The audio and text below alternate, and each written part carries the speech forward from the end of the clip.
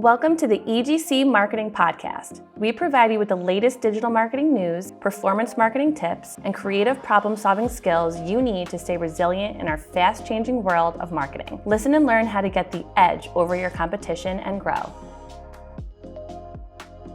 Hello, everyone, and welcome to another insightful episode of the EGC Marketing Edge podcast. I am your host, Max Ross, and I couldn't be more excited to have Christina Botti, the Director of Social Media at EGC, joining me today. Here at the EGC Marketing Edge podcast, our goal is to equip you with actionable insights to enhance your marketing strategies. Today, our focus is on the power of user-generated content. We'll be discussing the importance of recognizing that your most valuable brand ambassadors could actually be your own users.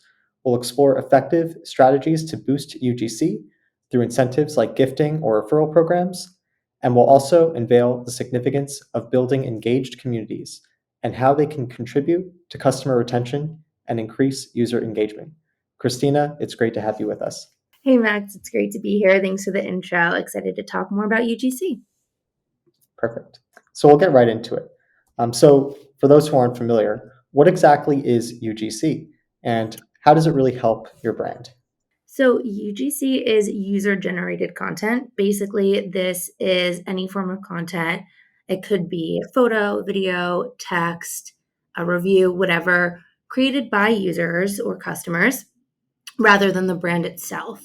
So UGC is really important because it fosters brand advocacy through users who share positive experiences with your brand. It's essentially providing very authentic and relatable content that resonates with your audience.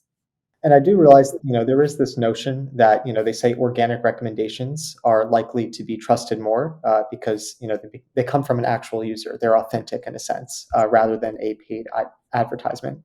Do you agree with this, or do you think there's, more than meets the eye when it comes to someone promoting a product from, an authentic place versus perhaps like a celebrity endorsement where you think, okay, well, does Shaq actually use the general car insurance?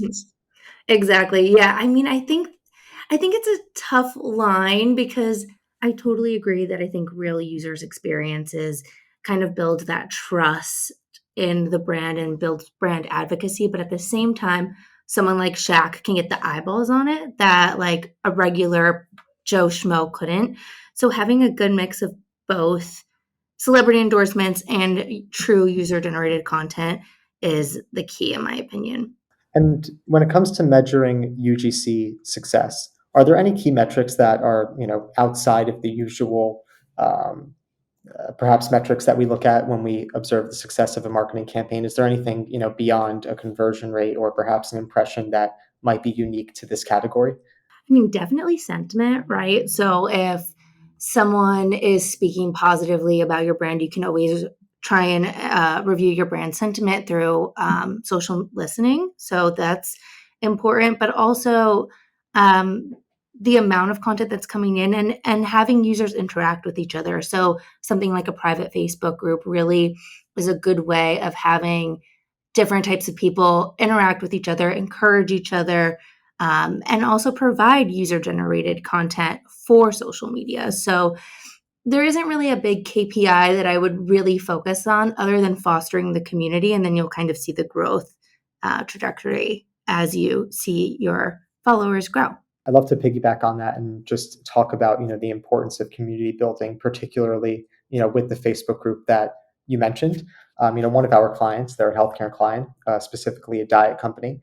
And, by growing a community of users who, share their progress, explain what they enjoy using about the program, what they may have some pain points about, it really has increased, retention.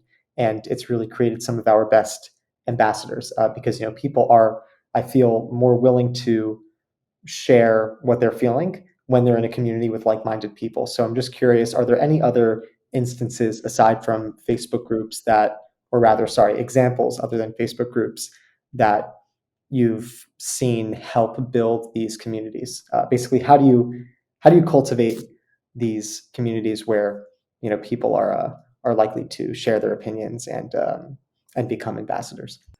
Yeah, I do think that these private groups are a great way to do it just because you're kind of able to share, especially with something in the healthcare industry for weight loss, you're able to kind of share such personal details that you don't feel comfortable sharing on Instagram, maybe. You're able to share your recipes and your success stories, and you kind of have a very motivational group behind you to share that with. But there are definitely ways of doing it. There's also smaller groups within Instagram where they just have like their broadcast channels, for example. That's a good one of having a specific set of individuals following a specific broadcast channel on Instagram. Really just it's figuring out ways to tap into an audience that is very niche within your overall audience. So there's little niche audiences within it that you can kind of tap into and do things like the private groups or the broadcast channels, or DMing people too. I know that there's tons of that, and working with influencers as well. And I guess beyond outreach, are there any ways to incentivize users to promote user-generated content? Because obviously, in a perfect world, we would love for our users to be so passionate that they would just do it out of the kindness of their heart. But sometimes it's not that simple. Are there any examples of how you could promote people to be your cheerleader and to promote the product? Yeah, absolutely. Gifting programs is a big one. So that's basically offering free products or exclusive discounts in exchange for UGC. I mean, that's probably the original way that influencers were kind of incentivized back in the day. And now it's kind of that UGC incentivization. Another one is flattery, right? So promoting someone. Everyone loves to kind of feel seen and feel special. Plus, they're probably tagging your brand so that they can get noticed. So featuring UGC on official brand channels gives exposure and recognition. And then another one I would say is a referral program. So just for rewarding users for referring friends or family to brands, expanding their user base and generating more UGC. They can, again, get free product or discounts, and that really helps just incentivize them making more. There was one other thing I wanted to touch on, and you might have considered bringing this up, but also working with creators that create UGC style content. So now there are basically creators, my like micro influencers, you would say, who create UGC specific content.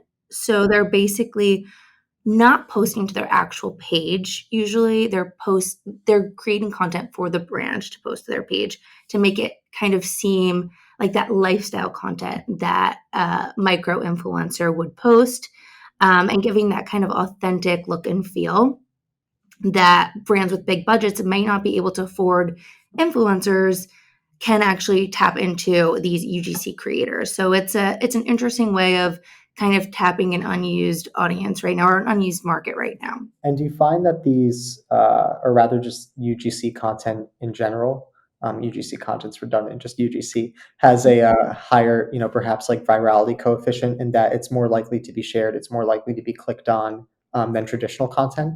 I'm curious to just have your thoughts as to, based on historical context, what type of content tends to perform well.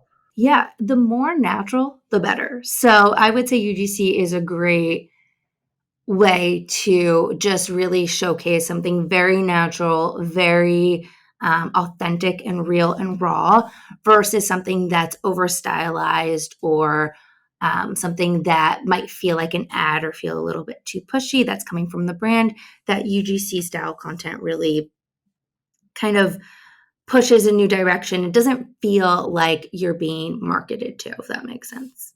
All right, and I guess to top it off, we'll conclude with our question, which we ask a lot of our guests, which is are there any examples of this type of content that you would like to point our audience towards, and also, what is going on in your life, and are there any trends and such that you would like to share with our audience before we log off? I could share a really fun case study, and this is from Triangle, which is an Australian swimwear brand who wanted to expand their market to the US. So they didn't have the big pockets and the resources necessarily to do a big, massive campaign going from Australia to the US. So they came up with this genius gifting strategy that cost them $0. And they basically just gave away free product. And they specifically targeted friends and influencers that were friends with Kendall Jenner. So every time she'd go hang out with her friends, she'd see them in these triangle swimsuits. And she eventually got so much FOMO that she wanted one for herself. So she got in touch with the brand, they sent her product, and the rest is kind of history. And I think the key takeaway with that is the importance of thinking outside of the box, especially when faced with a budget constraint, right? So working on finding unique ways to target the audience that you're trying to reach. And obviously, FOMO is always going to be real, and the excitement of getting exclusive or limited access products is always going to feel special in some way. So, just tapping into really cool and unique ways of thinking outside the box by utilizing user generated content. Excellent. And with that, we are just about ready to conclude. Please, if you found this helpful, do like, comment, subscribe, share. We'd love to get our podcast out there, and we have some great content that is that's rather in the pipeline. So do stay tuned for that. Christina, thanks as always for joining, and we will see all of you again soon. Thanks, Max.